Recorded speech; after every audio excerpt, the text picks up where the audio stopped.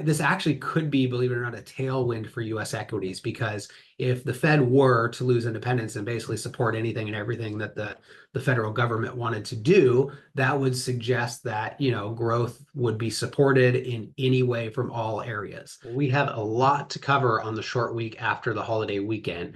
My name is Brandon Steele, financial advisor with Mainsail Financial Group here in Bellevue, and our goal is to leave you feeling more empowered after every interaction. And we share these weekly updates to hopefully share some of the most important data that we're watching and weed out some of the noise along the way. And again, this week happens to be full of all of the above. And so even on a shorter week with the markets closed on Monday, we have a lot to cover with income, spending, inflation, kicking off jobs week. And I will also touch briefly on this growing question of Fed independence. So that will be how we kind of wrap up. But as far as the data goes, a couple things to cover right out of the gate. Again, keep in mind markets were closed on Monday, so this is a shorter week in trading.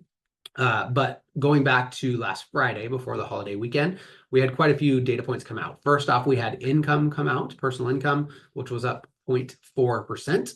We had spending come out up 0.5%.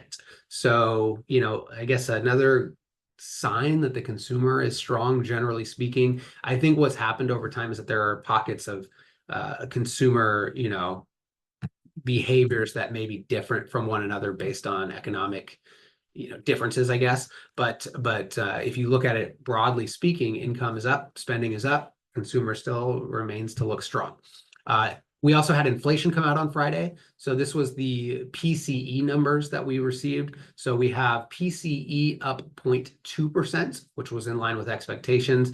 And again, this is the headline number, which includes, again, food and energy. So again, PCE up 0.2%, in line with expectations, and a slight pullback from the month prior.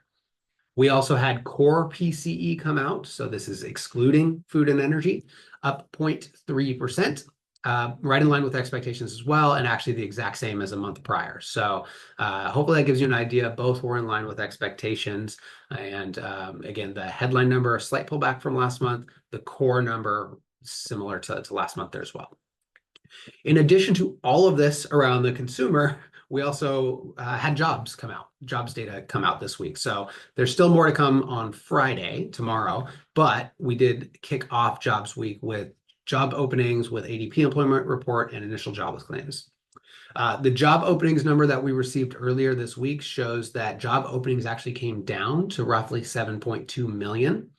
Markets certainly reacted to this, and I think, rightfully so. I'll touch on the ADP employment report today, but the markets are very closely watching the labor market, is maybe the short way to put it.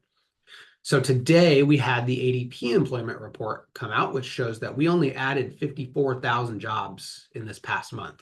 Now, this was not maybe the most reflective of the U.S. employment report that we'll get tomorrow last month. So I've shared this time and time again, but please take this one with a bit of a grain of salt.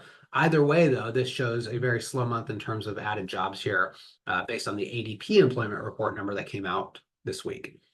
We also had initial jobless claims, come out today, which showed a slight tick up as well. So I think what this all means is these three data points anyways are suggesting, I don't want to say a struggling labor market, because 7.2 million jobs is a lot of job openings, but let's call it maybe a slowing labor market. Now, again, 1 month, is hard to read too far into, but that's kind of what this is suggesting so far.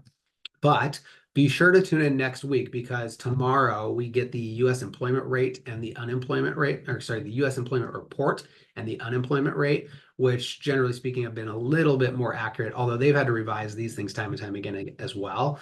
But the ADP employment report versus the U.S. employment report, I think, have shown very different numbers over the past couple of years or so. So we just want to keep an eye on the employment report tomorrow. And next week, we also get CPI and PPI, so more inflation data to support or, potentially throw a wrench in things here from the numbers that we received there last Friday.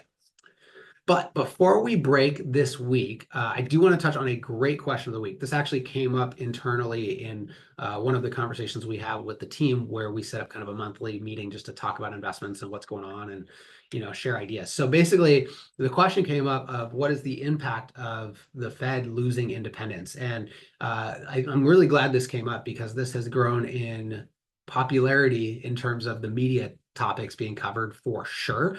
And so I wanted to be sure to kind of cover this from our perspective as well. I will share first off that I think that the Fed independence is,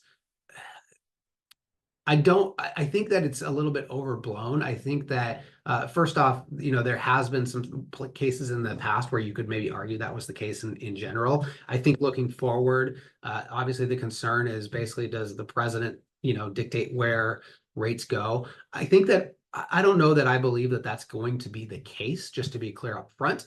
Hopefully it's not the case, to be clear up front, but we will continue to watch that, of course, over time. I just want to share that because I think the media loves this story. I think hopefully this is not nearly the story that, that it might seem when we turn on the news, but it is important to watch because there absolutely would be some impacts if so. Now, what I will share is, in this scenario, this is not going to be like a tomorrow we find out that the Fed has lost independence. There's going to be a lot of things that happen, a lot of things in the economy that would unfold. So the reality of it is that there would be a number of things to watch if this were to be the case that might suggest changes in investment strategies and things like that. However, on the surface, there's a couple things that I will touch on.